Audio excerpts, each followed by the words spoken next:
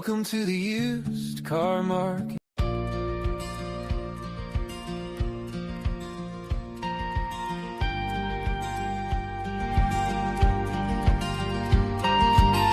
How did we reach here, where the view looks like the view I used to see? But somehow everything has changed. Everything is gone, and yet remains.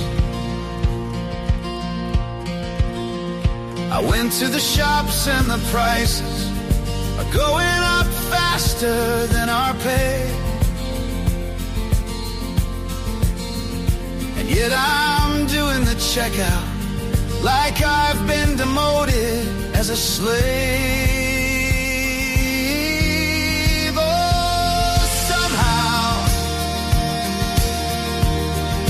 Everything has changed. Everything is gone, and yet remains. Went to the bank and they greeted me like I was trespassing on their land. I wanted to scream, "You're built on my toil," because my blood was getting ready to boil. But instead my soul whispered to me, oh, somehow everything has changed. Everything is gone.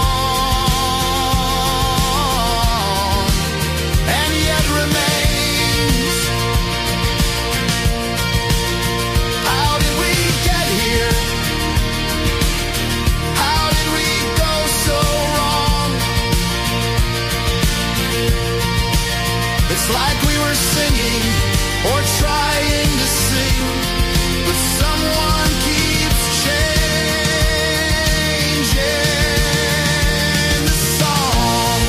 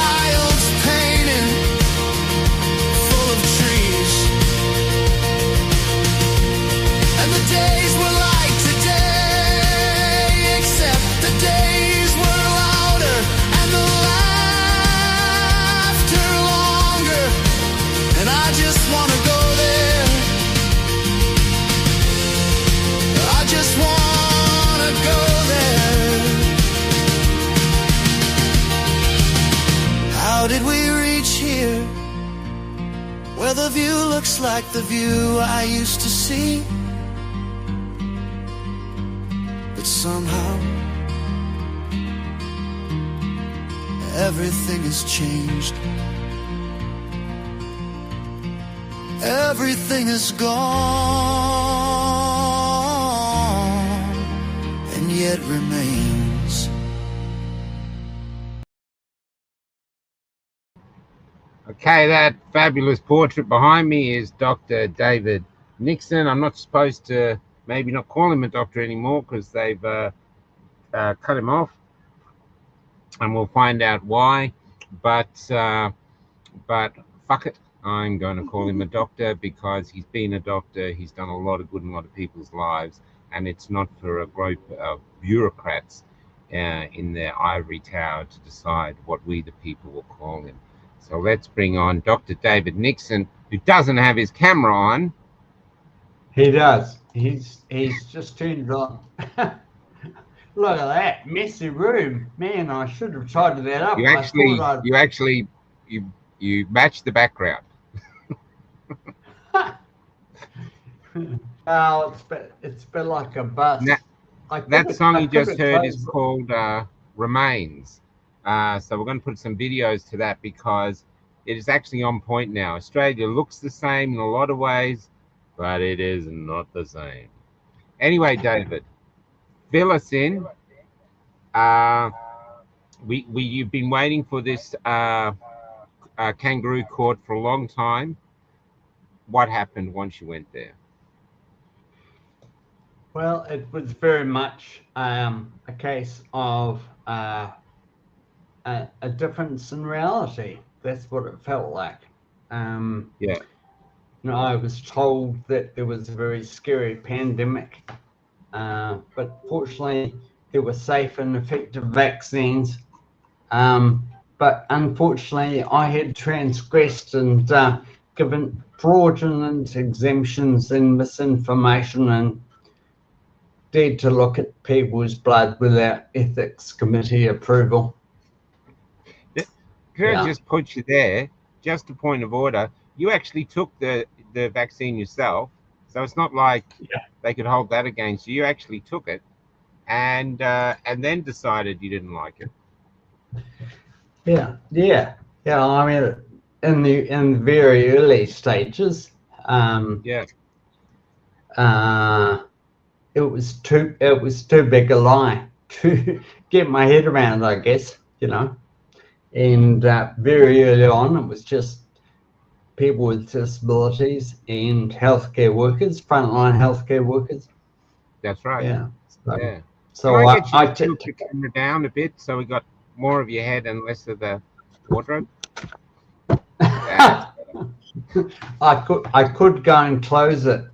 I thought I was just in I'd your head. You got chosen like this much space above your head. It's just it's unused. Yeah. That's Okay. yeah, that's better. Is it better? But that's That's remarkable. better. See, because all the other doctors who've been suspended didn't take it. You actually took it, and they still came after you. And so, Well, it certainly allowed me to keep doing what I was doing for longer. Yeah. Well, just before we start, For that reason. what was it in your own case that you started handing out these exemptions? Why did you decide I'm going to hand exemptions that they call fraudulent?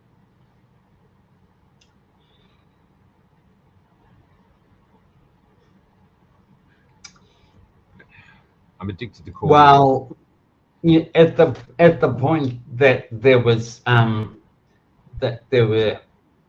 mandated to the people being told it was safe. As soon as it was being told it was safe and effective, which was some time after I had my shots. I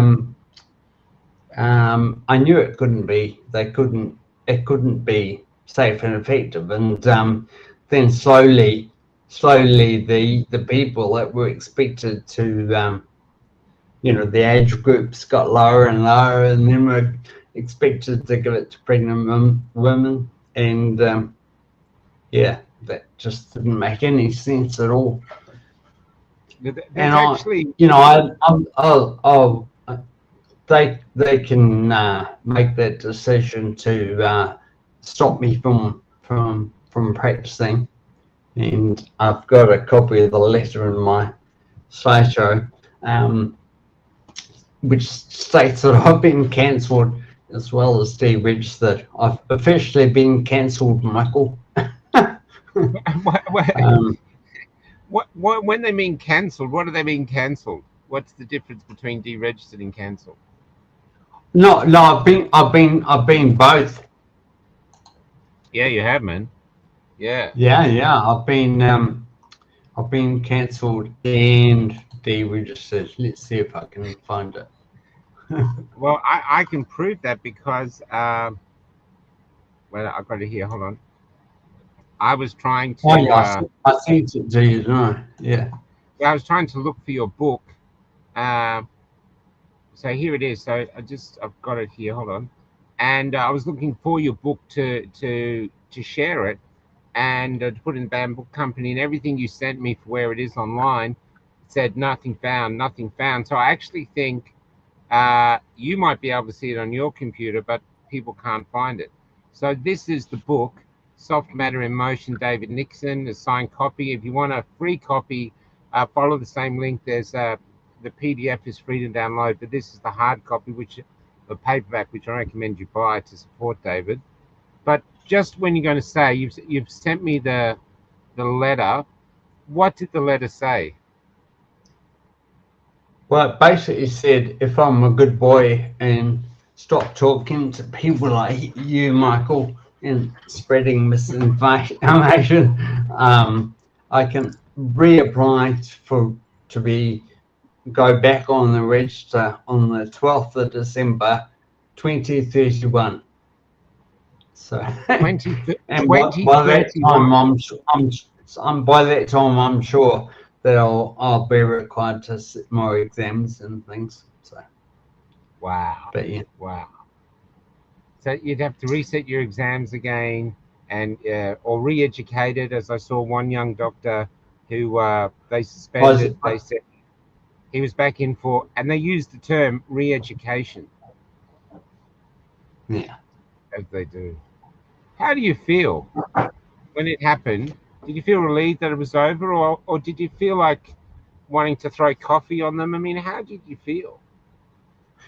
I'm not sure how you can argue with people that have got a completely different framework or a different reality than you. I mean, it's not like Mr. Rat Brown in the library with the screwdriver. You know, you're playing a completely different game, right?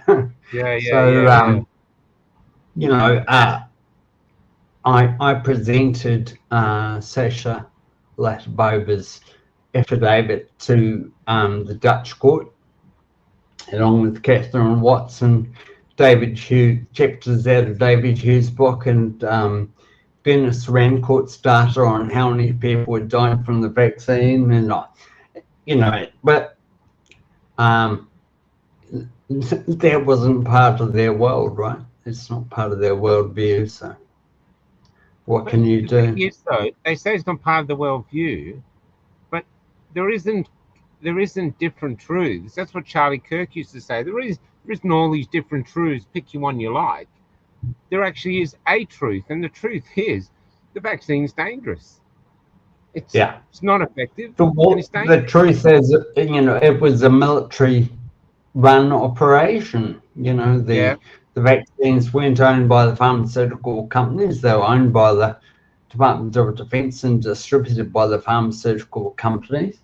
And there's no way they could have been manufactured in time. I wrote an article on that in Substack, and I'll put that on the journal. In fact, tonight, the URL for the journal is not working either. It goes to a lawnmower company in Bathurst. So I'll have to get that sorted. But, you know, there are a number of bottlenecks which make it physically impossible to make the vaccines in the time frames.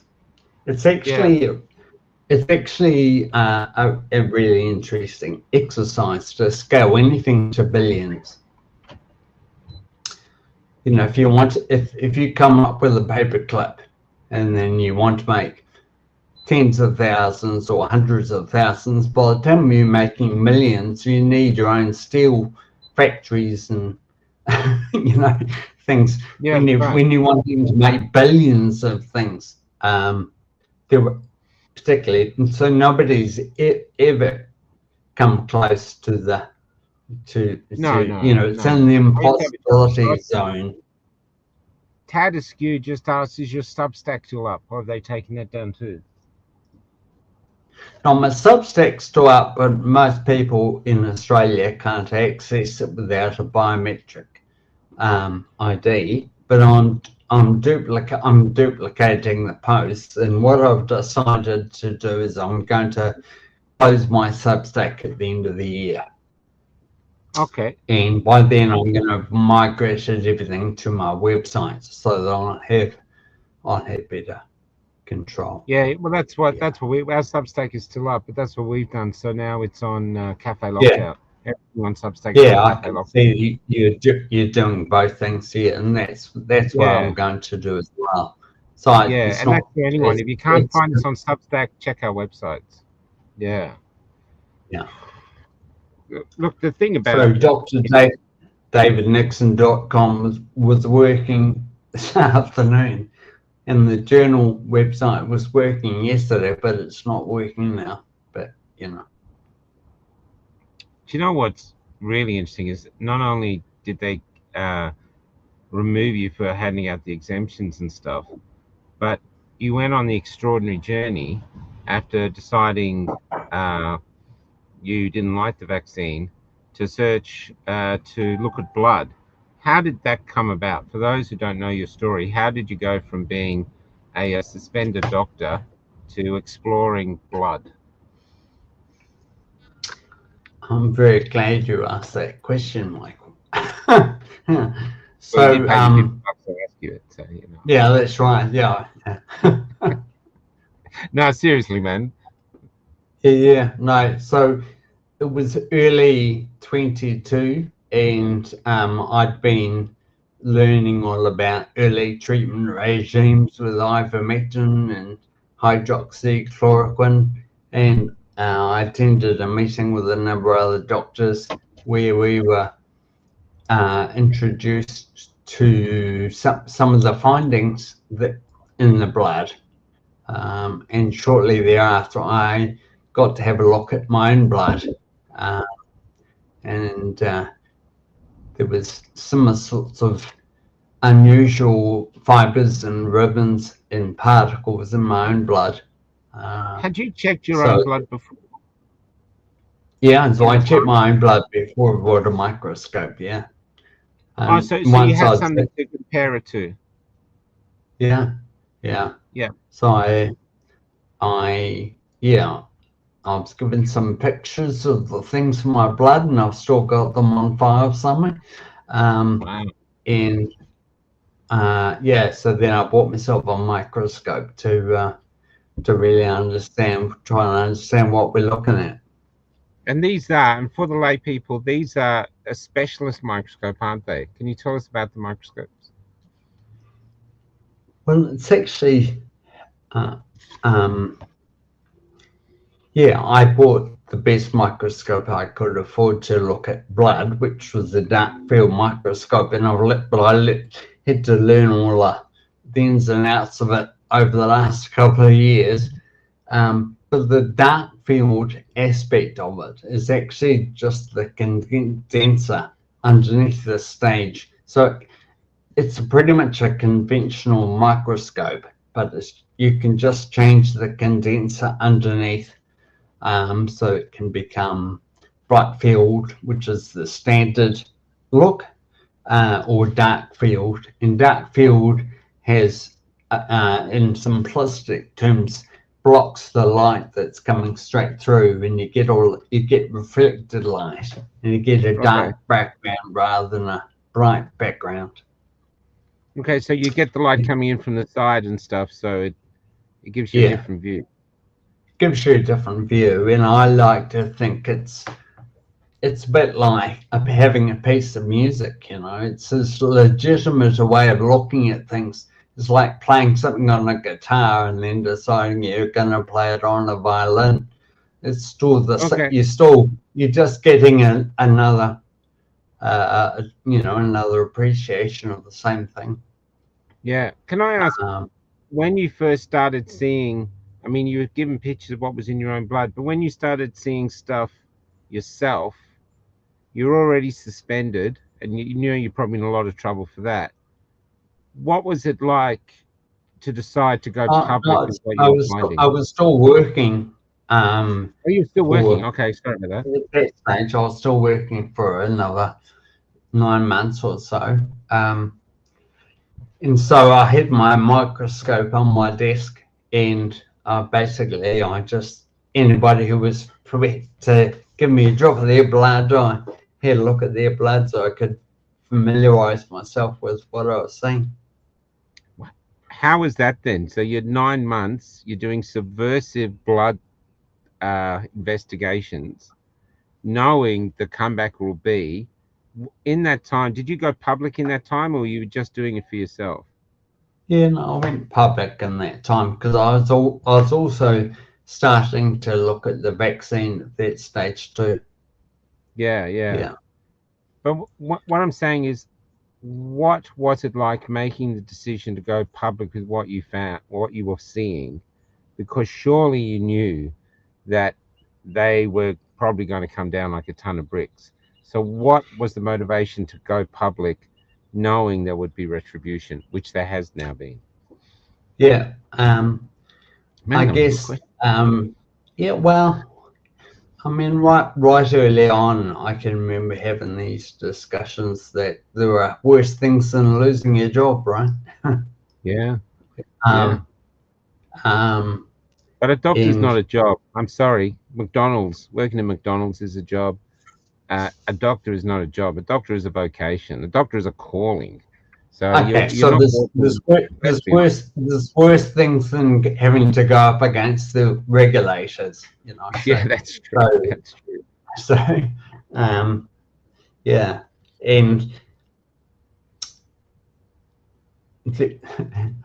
I actually remembered this wrong, but there was a psychology experiment that I learned about when I was at university, and when I finally got round to looking it up, thinking, "Oh, this was partly my motivation for sticking to my guns," I found I actually had the experiment wrong. I'd actually blurred two experiments in my own mind. But basically, what I remembered was this psychology experiment, and it was to do with persuasion. Yeah. Yeah.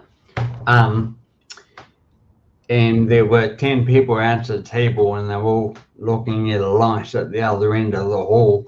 And it was there was actually only one subject, and the other 9 people were in on the experiment. So everybody else, all other 9 people would say, "Oh, it's blue," when it was green, you know, and they'd just look and see, you know, the experiment was to determine how long it would take until people went along with the prevailing narrative. And I can remember thinking, right, if I ever find myself in that situation, I'm not going to give in.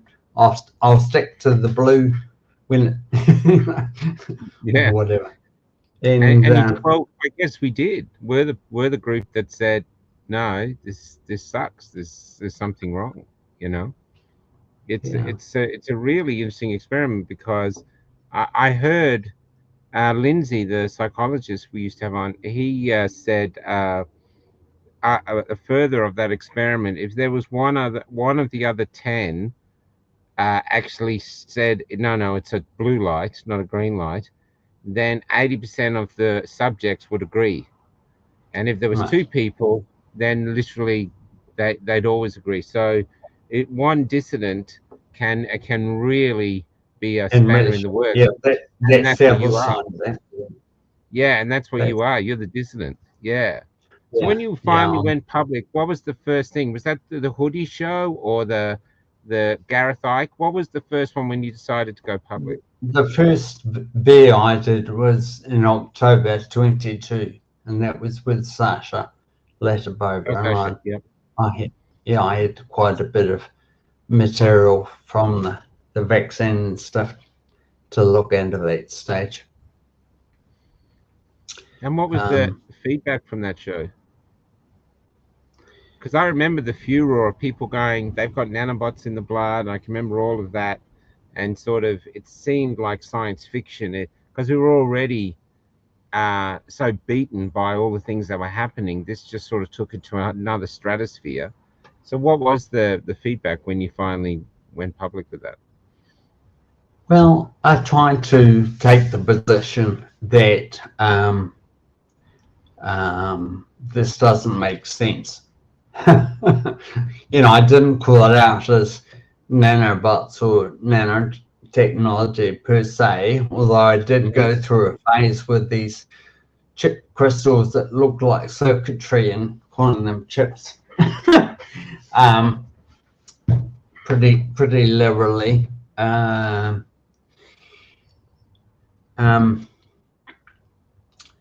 so what they turned out to be crystals? Is that what you're saying? They Yeah, weren't chips?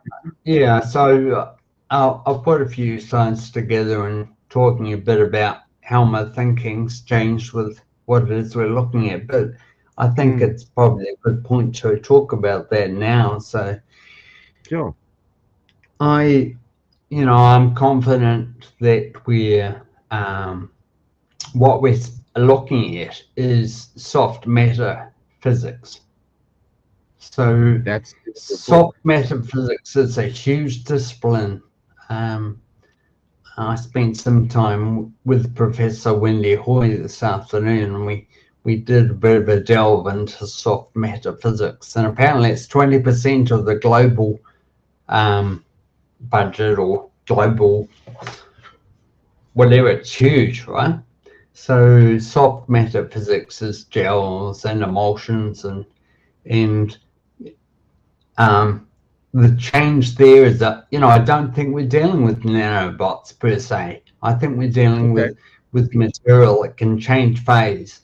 It can be a colloidal particle, it can be a gel, it can be a fiber, it can be a crystal, but it's actually, it's part of the same system, if you like. And the concern for me is that the behavior of these systems in dental anesthetics is analogous or similar to the behavior of materials that we're seeing in the blood, and similar to the behavior of materials that we're seeing in the vaccines. So when you go to these soft, I mean, I saw we published the book, or we posted the book, and I'm just looking at it now. When you say soft matter in motion, so what are we looking at? Is this something new that science has discovered, that they can control this sort of material and do things with it, or is it a natural occurring thing? What are we looking at? We're looking at highly engineered materials, and it's non-legacy science, if you like. So it's sort of the it's not medicine, it's not, but it's the domain of physics and chemical engineering and biophysics and those sort of areas. And the material can be responsive to EMF or light or sound or temperature. I think that's one of the big things we're seeing in the blood, because when we take a drop of blood, we're dropping the temperature from 37 degrees down to 23 degrees very rapidly. And the fibers that we're seeing under the microscope are forming during the time it takes to put the drop of blood on the side and the time it takes to look at it, and the appearance of the fibers is consistent with the material that's changed during that process. Its phase changed during that process. So I've actually written the two books. The first one is the soft architecture in motion, and I've kept that sort of low key in terms of experience. That's not that one, yeah. That's the second one that you were showing there. So the first one's about close on 100 pages or so. Was 100 pages, but I think I've edited it back a bit. But it's got 65 images, and a lot of those are looking at the various aspects of the gel and the fibers that we see in the blood, and looking at them through the lens of soft matter. So when you're saying soft matter, what do you think the purpose of it is? Why has this been put into us? What can they control us? I don't think I can make any call on the composition or on the function. Yeah, cool. We can just comment on the behavior, but certainly soft matter is physics, is the domain of biosensors, and it's that. that part of the library, if you like. Yeah. Biosensors. So these are things that could be in our body, and they read our body. They monitor. They could be used to monitor things in our body or something. Well, it's possible that that's what that's what that's what it's about. But I've got no evidence for that. But certainly the behaviour of what I'm seeing is very, consistent with that. And does it grow?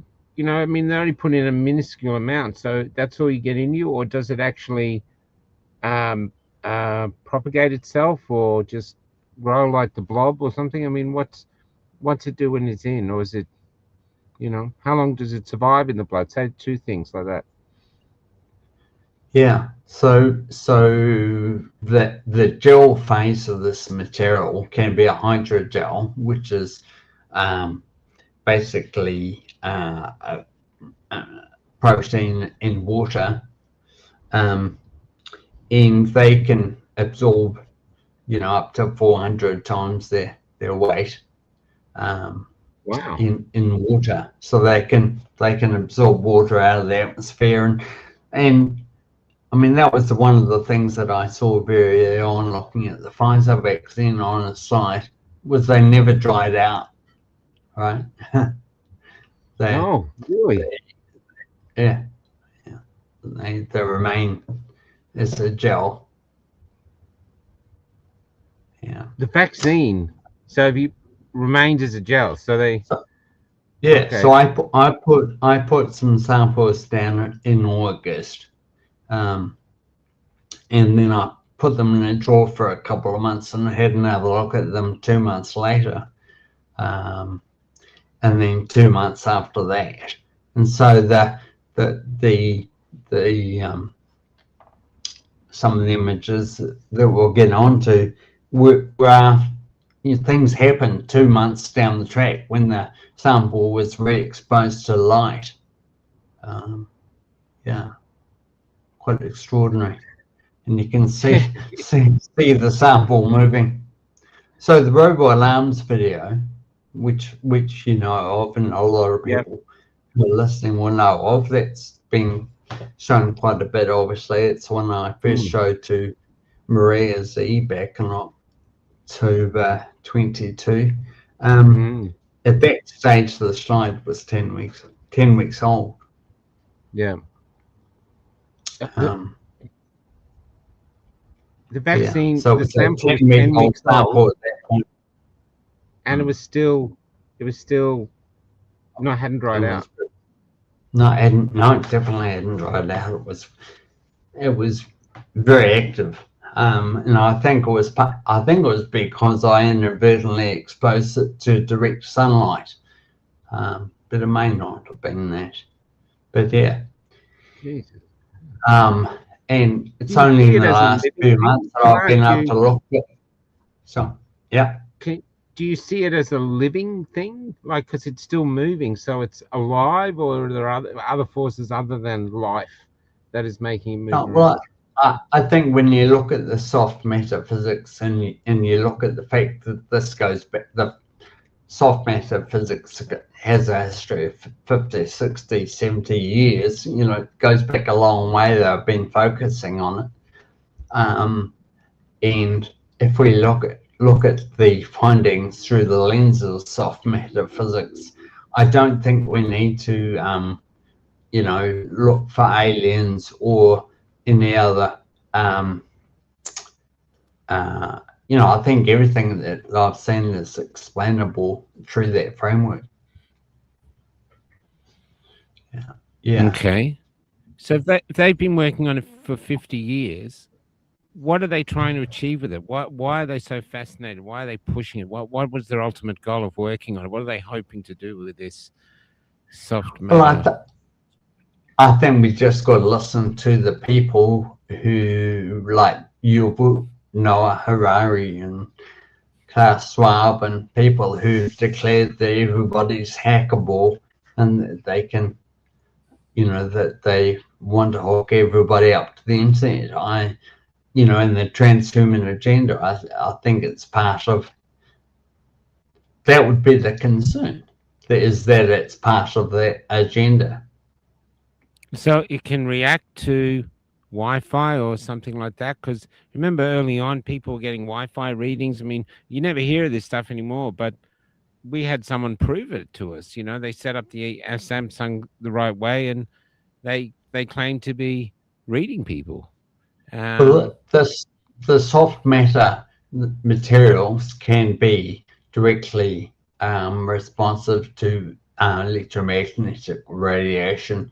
So Mateo Taylor, who we had on the show a few months back, he had a rig set up in Ecuador where there was very low ambient EMF, and he actually put an antenna from his router underneath the stage, and he showed that he could grow a crystal when the router was on. When he turned it off, it shrunk again, and that's how I first learned about what he was doing. And my version of that was to take two slides, put one of them in a Faraday cage and the other one on the microscope stage, and leave it overnight. So one was effectively exposed to ambient EMF and the other one wasn't. And the one that was exposed made square crystals, and the one that was shielded only made blobs. It didn't make any forms at all. And it certainly appeared to be the ambient EMF that was responsible for that. One night the router played up and didn't work, and I didn't know. And the next morning I had two lots of blobs. So I had this control experiment without realizing it. So yeah. What's interesting is like, oh, sorry, go ahead. Well, I was just going to say, more recently, we were looking at Sidney, which is a dental anesthetic, and budesonide, which was a steroid nebulized solution in Seattle, and we shielded some of the budesonide from the ambient EMF, and it didn't make the same sort of complexity either. So that was interesting. What's interesting is that you're like backyard scientific detectives all over the world, because you're not getting funding. You're just driven by intense curiosity and probably a fear. I mean, have you ever seen anything that when you saw it for the first time actually frightened you? Well, when I first saw the robot arms video, it was like, yeah, that scared me. I thought I've got to show this to Maria today, because this needs to get out. Yeah, this needs to be seen, because this is crazy.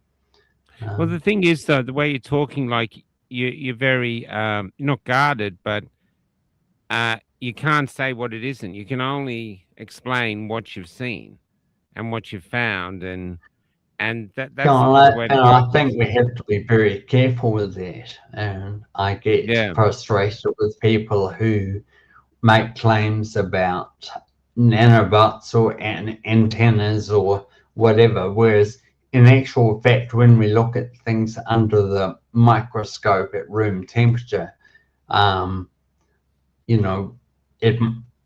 it may just be a coincidence that we're getting things at that temperature, so we can comment on the behavior, but I can't comment on the composition, whether it's got graphene or not, or heavy metals or not, and I can't comment on the function, but So you certainly, couldn't answer that question. Does hydrogel cause the heart to enlarge? So you can't answer that question. I can't answer that question. Yeah. Yeah. It's Yeah. But if we're it dealing with a soft matter system that's ubiquitous in the environment, you know, in the rainwater, in the food, um, tap water, you know, but maybe that's why it's so prevalent in the blood. Maybe it's so. I can't tell from looking at somebody's blood whether they've been vaccinated or if they haven't been vaccinated. We can't tell anymore. yeah, that's the major thing. You can't tell vaccinated from unvaccinated blood anymore. So we're all in the same boat. Yeah. Yeah. Mhm. Yeah. In And so fact, that was didn't very take early back. on. Ever since I started, there hasn't been a difference. The people Wow. that have been doing this, looking at blood for years and years and years, certainly the feedback I had was that for the first 3 months, it appeared to be just the people that had been vaccinated, and then after that, it was everybody. My God. So whether that's a function of distribution or a function of shedding, I don't know. And then when these people had been looking at blood for years, had they not seen what they see now before? So they haven't been seeing this for 10 years. This happened after the No, people started getting injected. So I mentioned to you Tobias, who's in Canada, and he's been Yeah. looking at blood for 30 years, and he's quite keen to come on somewhere along the line. Yeah, let's get him on. It's his birthday today.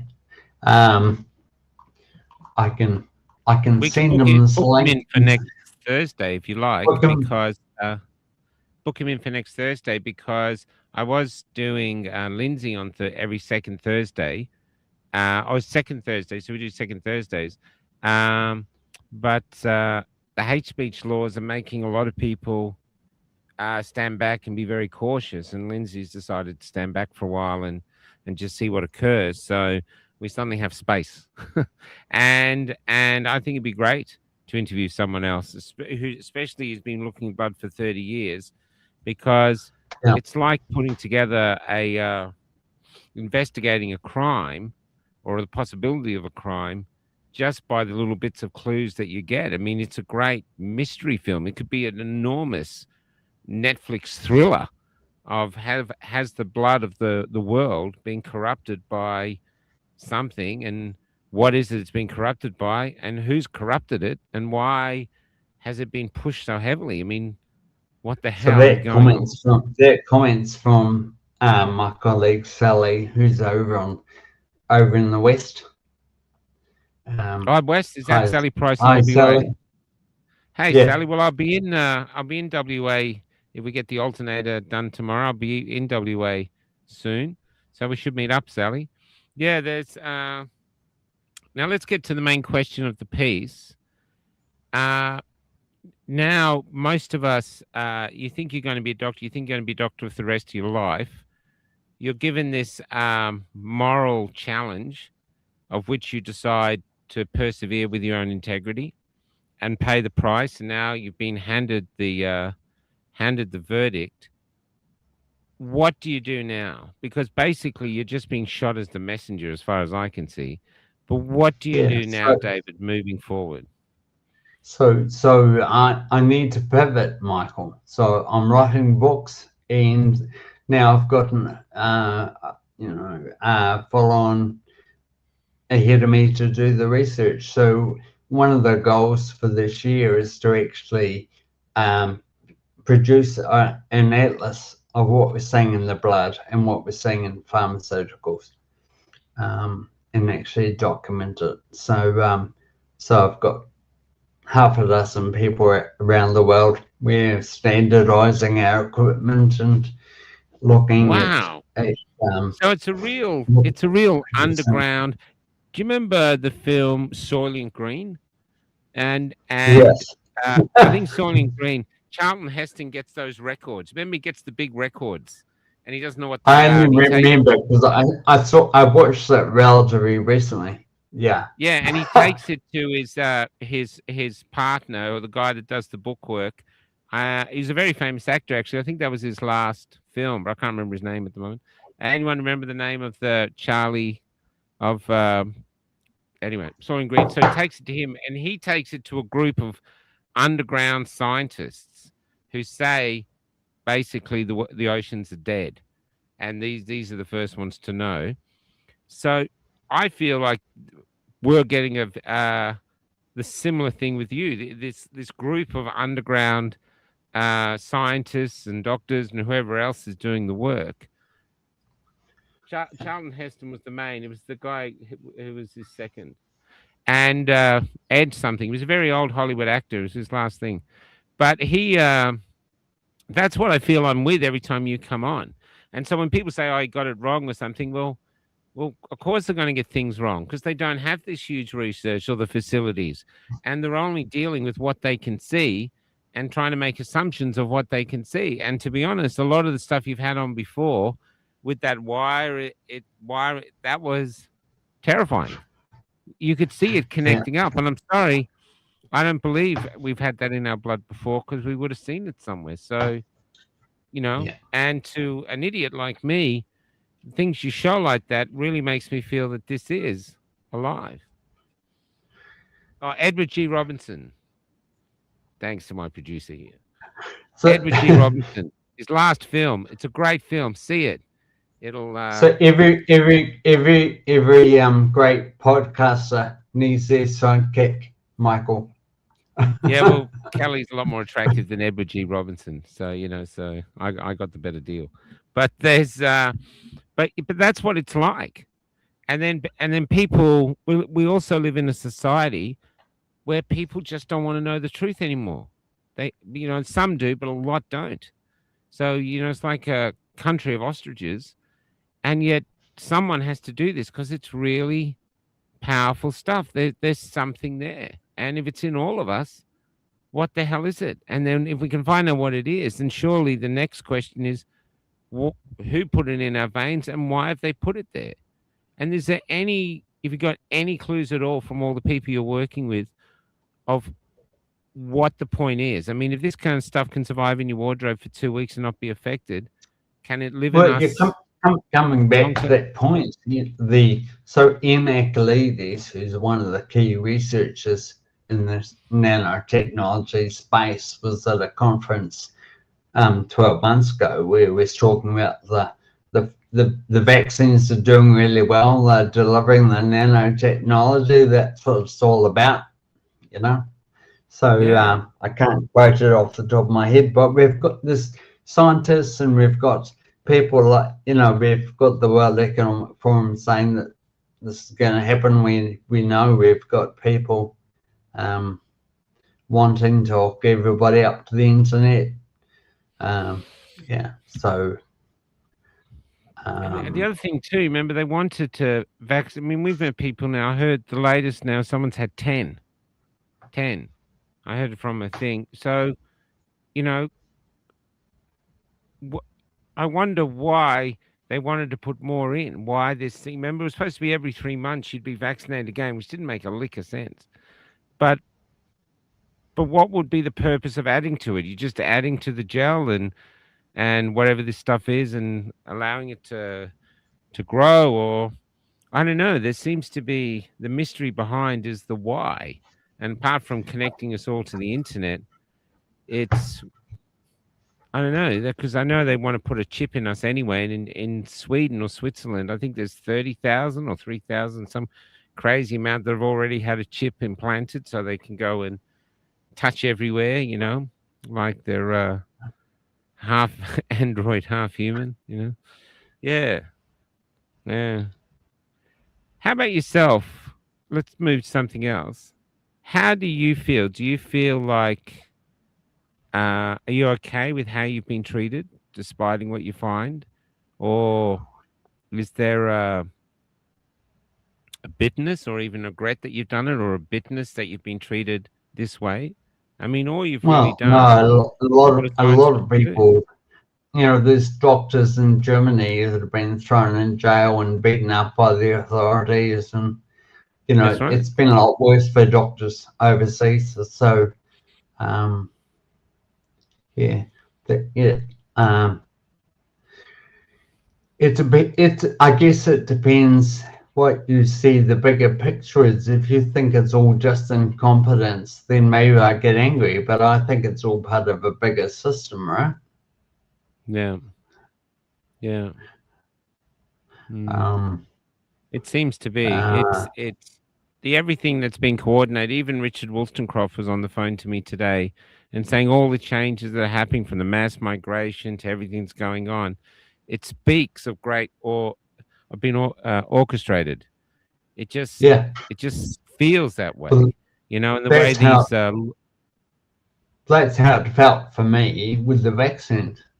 So I'd have a pregnant woman in front of me, and we'd decide together that having the vaccine was a really bad idea. Because we'd for the last 20 years, don't have any alcohol, don't smoke, don't take drugs, don't wear makeup, don't use lavender. All of a sudden, it's safe and effective to give you a gene therapy injection. It's like, what? So I was quite clear in my own mind that there wasn't a planet anywhere where it was safe, right? But you make that decision that it's not safe, but everybody else is saying it's safe, like everybody, like every single medical college, all the schools of natural medicine, all the midwives, everybody, all the obstetricians, the college of anesthetists. So it's like, where does that control come from? Because in a normal situation, you'd have humming and hawing. We never agree on anything, right? Yeah, Where do we get 100% consensus on that type of thing that makes no sense? I mean, that was just, it's like bonkers, completely bonkers.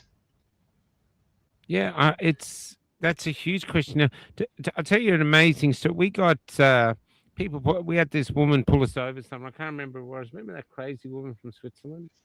We had this 4-wheel drive pull us over in a town, and she told us that her mother was Harvey Bay. Her mother was a doctor in Switzerland, and she was a part of a group of doctors like you. They were against the vaccine. They weren't doing the blood stuff. They were against the vaccine, and these were highly accredited doctors. One of them, she told me a story. One of them had gave 80 of his patients, when they came in for the COVID vaccine, he'd printed out all the possible side effects. So he gave them complete informed consent, told them to go home, read it, and look at it. And it wasn't mandated there. It must have been Sweden, but it wasn't mandated. And they had to take it home, read it, and then come back and decide whether they wanted it. 79 took the paperwork home, and then came back and got vaccinated anyway. Only one said no. Wow. And this is a doctor. I met another 2 doctors. One was from Israel. One was from New Zealand. Together, they had over 105 years together of being doctors, GP, and want to become a psychiatrist. So really, a lot of experience. Both of them had enormous families, and they told their families, don't take it, please don't take it. Every single member of their family ignored them and took it. So something doesn't make sense. That, like you said, everyone's on board. It's like this, and they just go. You know what I mean? That's why often I felt like I was in, especially early on in Melbourne, where everyone was so compliant. I felt I was in the day of the Triffids, or the body snatchers. And at one point, one of my friends would turn around to me and go, and I go, that's the last one. That's what you felt like. Yeah. And then you're gone. And that's how it felt. And so that's why it was so joyous when you met people who were on board with the same. It was just like, oh my God, a human being, someone who's thinking for themselves. It was that precious. And we still have that connection between people on our side, It's And extraordinary.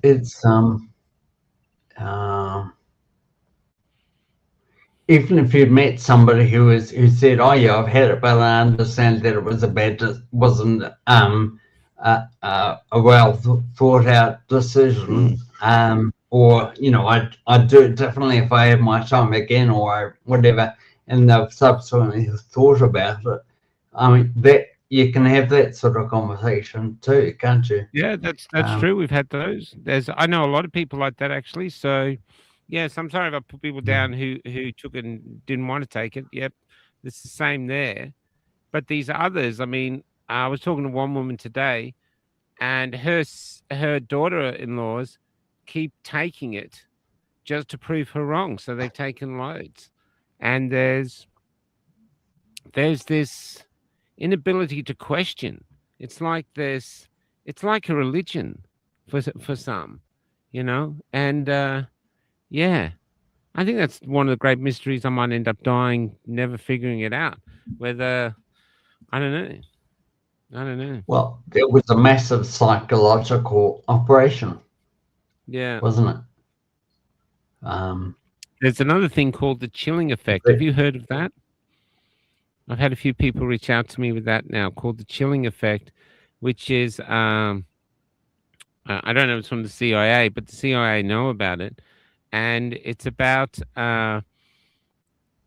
breaking people down in society to such a degree that they become their own prison guards. So they won't speak. They just totally self-filtering and won't look at certain things. Because we've had that. I've had so many people who say, I try to show my family member this, and they go, don't show me. I don't want to see. I don't want to see. You know what I mean? As if, and it's, yeah. Anyway, on another matter, the self-censorship is a big thing. It's huge. It's huge. And the hate speech laws are adding to that, because now that's why they're so vague, that people think, oh, screw it, just default to silence. Don't say anything, But how do you go in a final question, how do you go as a doctor? Because I don't believe you're only a doctor when you click on. You're just a doctor. You're just a healer. How do you go as a doctor now that your hands are tied, you're not allowed to practice, and you're surrounded by so many ill people and sick people who actually want a doctor who will acknowledge that, yeah, you could be right. This could be from that. There could be something wrong, Yeah.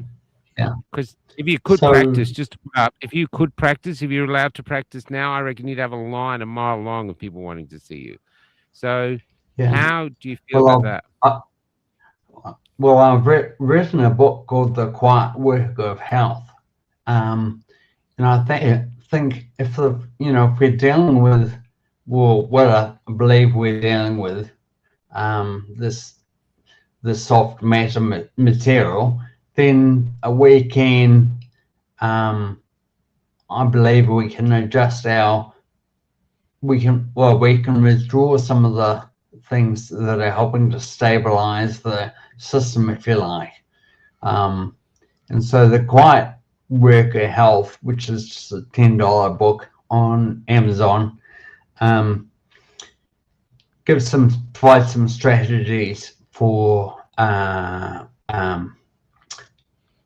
sequencing basically your diet and your lifestyle to maximize the chances of removing some of this material. I'm not recommending any expensive supplements, other than no expensive supplements, but I do recommend people consider charcoal, activated charcoal or other binders. So it's basically a process of reducing your overall intake so that you're basically having light soups or fish or chicken, all that sort of thing, and minimize your carbs and fat intake for a period of time, like 24 hours, and then increasing your intake of good fats, but without the carbohydrates, which encourages liver processes, and then at that stage taking some activated charcoal in the evening, which helps to capture the material and get rid of it out through the gut. So, I mean, we've seen this material in urine and in tears and saliva and sputum and sweat. Yeah, so it goes, right? It comes in and it goes out. So the body does remove this material. So, by So optimizing, if the body removes it, is it a threat then if the body removes it? well, it's going in faster than it's coming out if we're not careful. You know, I think there's good reason to eat as well as we can, avoid highly processed food. If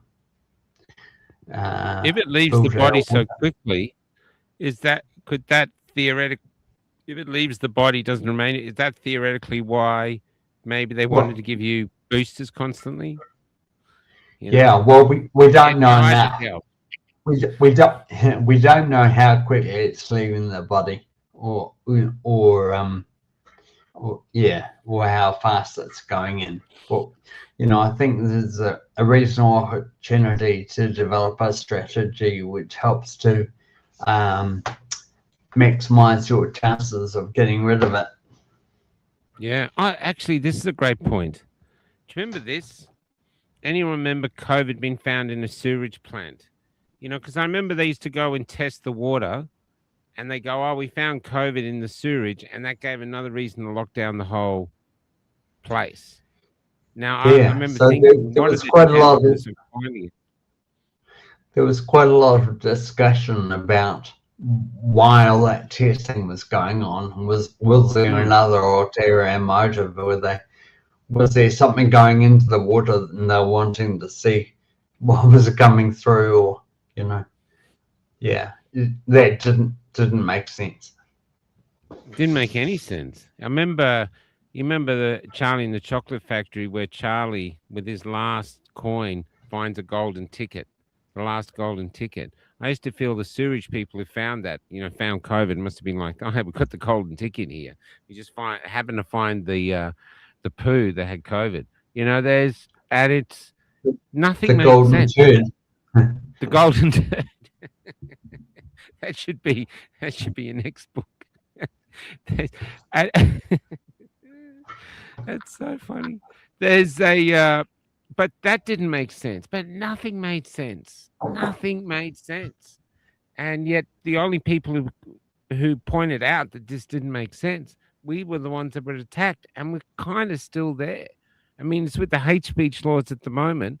They've arrested one guy for saying something at an open mic. He's still in jail, and we've got other people. Yeah, so they arrested him on the weekend. He was at a Sydney rally. He got up, and I think he said that a certain group were the greatest threat to Australia, and so he's in jail now because he said that. I won't say which group.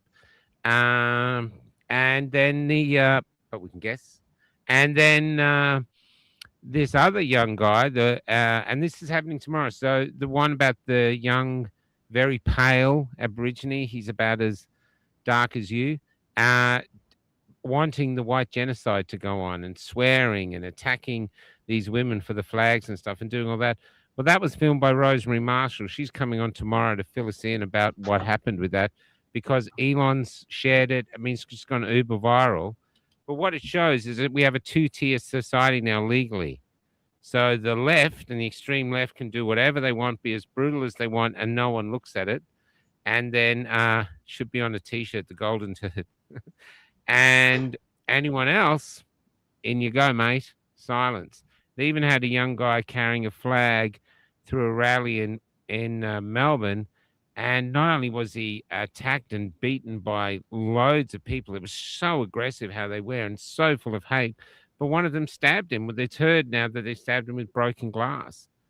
And as far as I know, the police haven't found them, and yet they're having a manhunt for some bald jogger who walked past some guys and called them poofters. And now they're having a manhunt for him, saying this is unacceptable. So you can't have the right winger doing something like that. And we don't know he's a right winger, but stabbing right wingers, off you go. And this is where we are now. This basically two-tier society. You know, it's like having a parent that favors one child and lays scorn on the other. And this is where we are. You know, I actually think, David, and you'd be, well, I don't have to put this question to you, but I've been signing books today, and I said to people in some of the books, we're at a point in history now where we all have a choice. We can remain quiet and just sink into the great silence that they're trying to drown us all in, or we can continue to speak out regardless of what happens and become a beacon of hope for others. Hopefully that even if we get doused because thrown in jail or whatever, other people stand up and become beacons of light for all of humanity, not just Australians, because that's where we're at. There is something really dark happening, and people don't want to look at it, but it is, and it's happening now. And there is, I don't believe there's any white hats coming. I know there's some Kennedy is showing some hope, but I really think it comes down to the people to decide: do you want to if you want to continue to be abused by the government like an abusive partner, and birth your children, bring your children into this abuse? Or do you want to go, no, when this is not who we are. We're Australians and we're not slaves. We're not going to be treated like this, and stand up and just say enough. So this is where we are, you know. Oh, Yeah, I got a thing. yeah. I'm loving the book. Thank you, Wendy. Thank you, Wendy. You've been my favorite commenter of the night. Yeah. Excellent. Did you want to add to that? That was a rant. That wasn't really a question.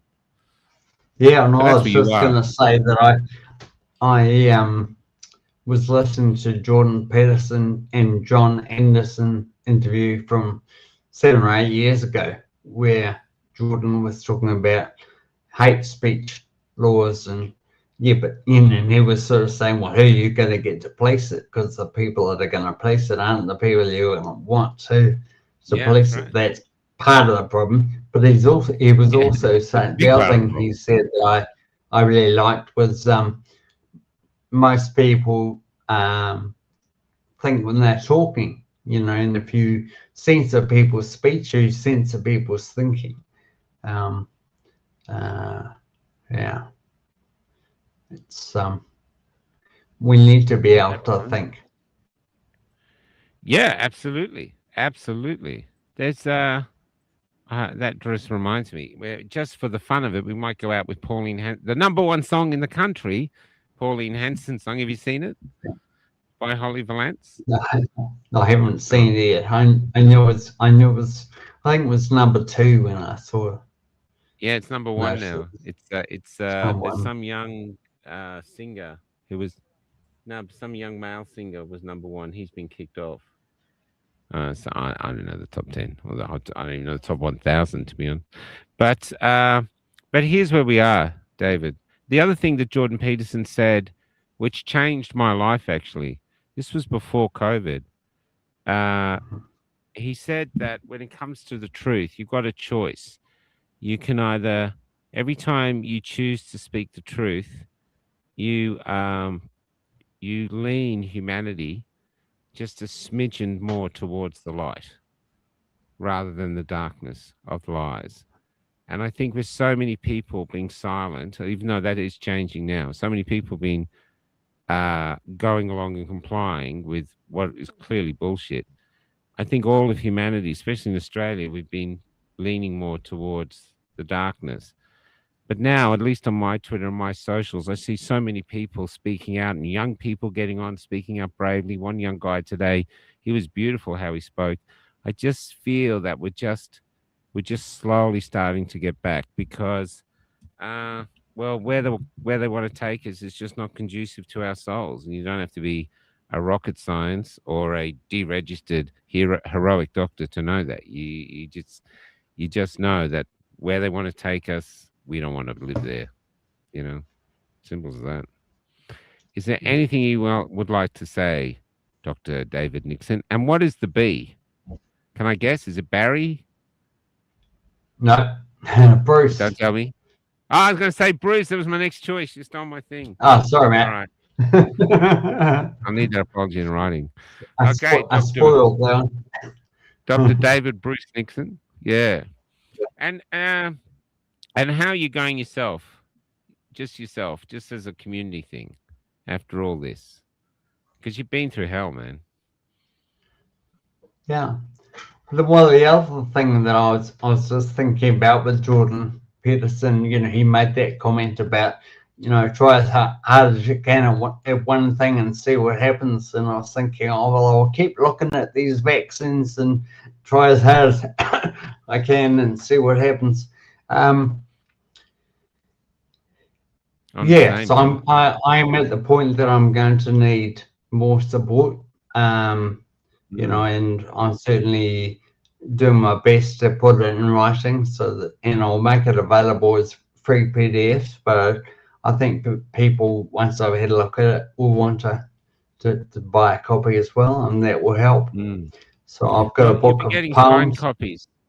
So I've been trying to get the books on the website. I've got one on there, but once we get the others on there, so you can download the PDF for free if you want, or you can make a donation to David, or and do you have actually that would, if you can send me, you've got a donate link or something, send that through to me. So I'll put it with put it in so they can donate if they want. And then if they want to download, if they want a signed copy of the actual book, because you've got a book of poetry too. And that was the other thing. You've been writing poetry about it. Do you have one poem you can recite to us? For sure.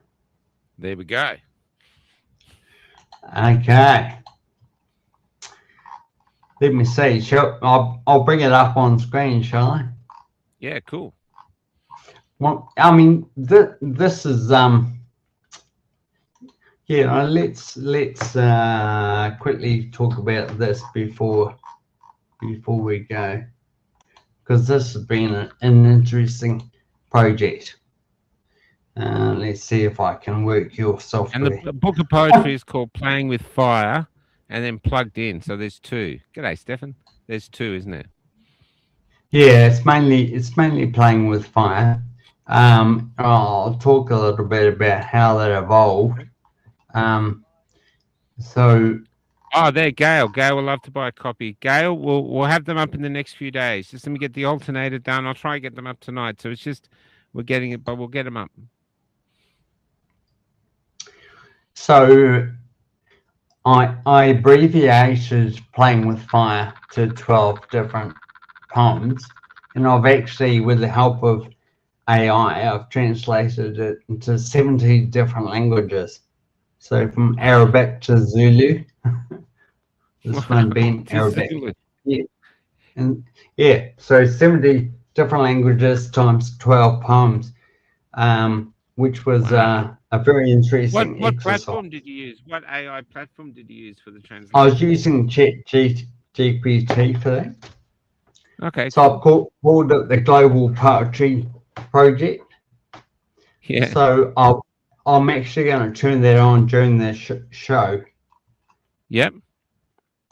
As soon as I get a sec. I'm just going to bring turn that on live on the website, so people know, people overseas that don't speak English but speak some other interesting language.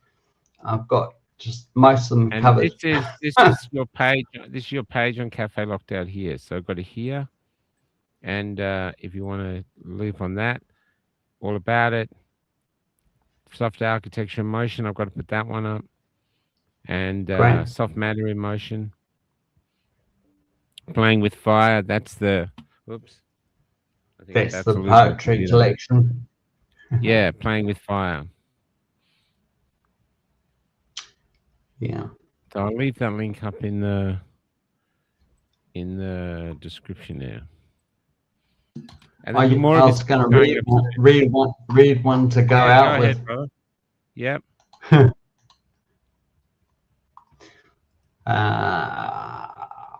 Which one?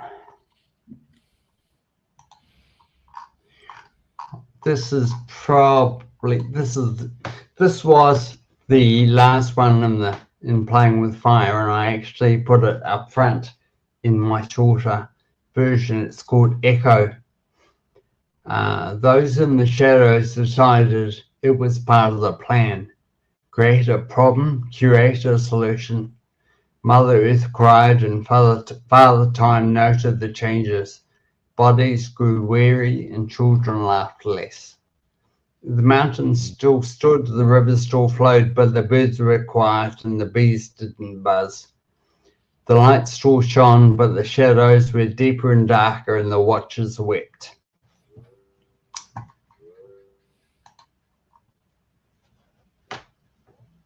Oh, is that it? That's it. Short and sad. Oh, they're all Short. short. I wanted them on one page. Oh, okay. Short and sad. It's beautiful, brother. Yeah. And you're going to put them to music with Suno? No, because you promised me you'd have a go first. I'm too busy, brother. Okay, put it in. It's have a crack. And he sent it to me in a cut and paste thing. I got to type it out. So you got to send it to me as something I can just copy and paste, and then I'll do it and throw it in. But yeah, I don't know what the temperature is with you, but here was a 43 today. So it's been like living in a tin igloo. So, yeah. But it's interesting. It's interesting the heat in Australia. My father actually told me though, 40 years ago, he was a bus driver and they had a 47-degree day in Perth, and he didn't know till he got home. So it's not like it's anything new, you know. Yeah. Anyway, brother, I'm gonna let you go. Thanks for coming on, and talk to your friend when he'd like to come on next, because it's good to get people on together and just talk about this stuff. See what you guys are finding. You know what I mean? It doesn't even have to be. Okay. I'll have oh a my chat God, to him. this is it. We're just sort of finding, well, what is it? What is it? You know, and just tell us what you found. I mean, it's almost like just explorers coming back. We found this, we found this, we found this. We don't know what it is, but we got a sneaking suspicion that it shouldn't be in our blood. Well, I prepared a few signs for tonight, which we never got around to getting to, but put them up. Maybe Put 'em we up. can we can have a look at them next week. Yeah, sure. So one of the things that Tobias has been really helpful with and instrumental with is he was looking at one of the fibers that we commonly see in the blood, and he put the sample in an incubator at 37 degrees overnight, and it changed phase, went back to being a gel. So so that was pretty interesting. What do you think that means? Well, I think it means that there's a phase change occurring across a temperature, you know, certainly consistent with the fact that I think the fibers that we're seeing in the blood are actually a result of a phase change, and they're probably not in your blood as fibers. So, you know, I think they're in your blood as a gel. Is this why when I was in the hospital? When I was in the hospital, one thing that all the nurses were saying, or the phlebotomists were saying, was how easy my blood was to get out. They said, oh my God, look at this, it's so easy. And they told me they were just having so much trouble extracting blood from people. Could this be the gel? Could be a part of that?